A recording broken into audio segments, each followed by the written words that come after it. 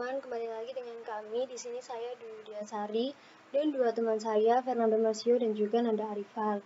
Nah, kali ini kita akan membahas subsektor fashion dalam industri kreatif.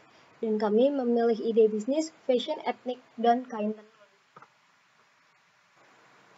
Nah, berdasarkan data dari Kementerian Perindustrian di tahun 2016, tercatat bahwasanya nilai ekspor dari industri fashion mencapai 11,7 miliar US dollar.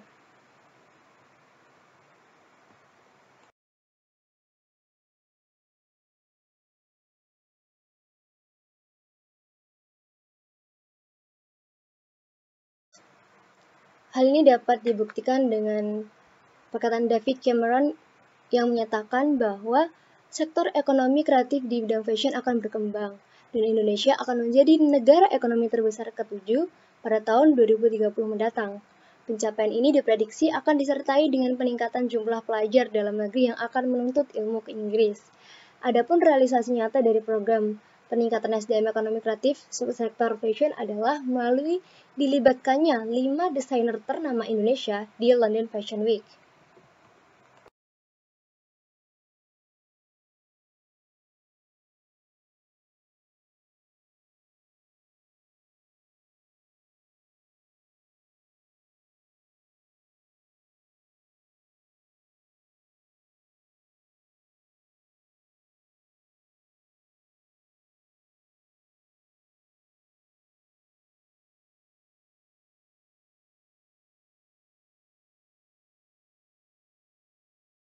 Ini dia teman-teman beberapa contoh subsektor fashion, yaitu ada dalam busana, sepatu, tas, dan lain-lain.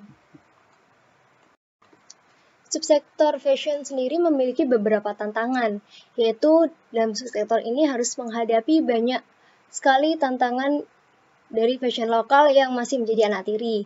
Pasar memprioritaskan ruangnya untuk produk-produk impor, sehingga fashion lokal kurang mendapatkan tempat.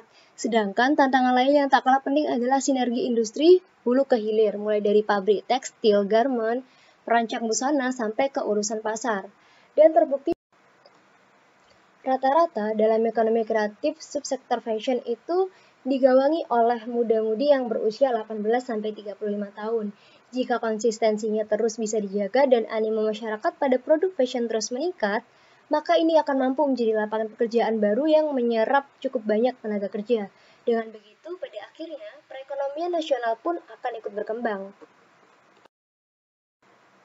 Dan ide bisnis kami adalah fashion etnik dan kain tenun. Indonesia sendiri sangat kaya akan kerajinan daerah. Salah satunya adalah kain tenun. Selain dibuat sebagai kain adat masyarakat setempat atau untuk busana pesta, kini kain tenun ikat ramai digunakan sebagai bahan baku aneka kerajinan tangan seperti gelang, tas, topi, hingga busana.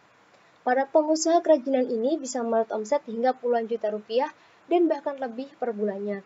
Kini kain tenun memiliki ciri khas unik dari daerahnya masing-masing dan memiliki filosofi yang sangat erat. Pada kenyataannya, salah satu bahan dari busana wanita yang tak pernah surut peminat adalah kain tenun. Motif atau corak serta perpaduan warna yang eksotis membuat kain tenun disenangi kaum wanita. Hal ini tentunya bisa dimanfaatkan sebagai peluang bagi para pelaku bisnis di bidang fashion.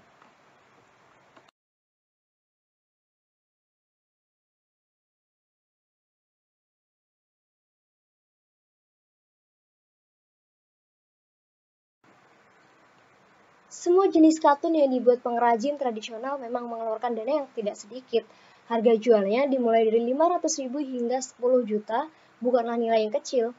Namun, hal tersebut tidak mempengaruhi penjualan kain tenun yang terus bertambah pembelinya dan eksistensinya dalam dunia fashion.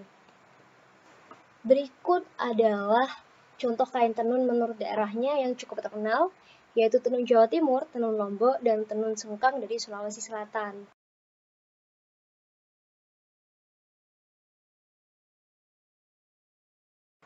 Dan ini adalah salah satu penggunaan kain tenun untuk fashion wanita. Sangat unik bukan? Dan menarik.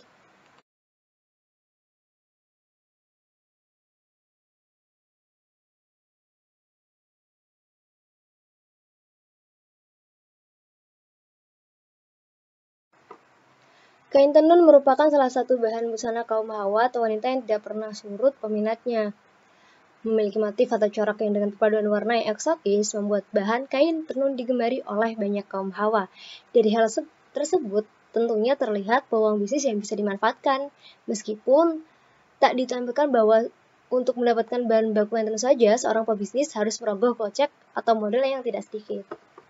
Namun akan menguntungkan. Sekian penjelasan yang bisa kami sampaikan.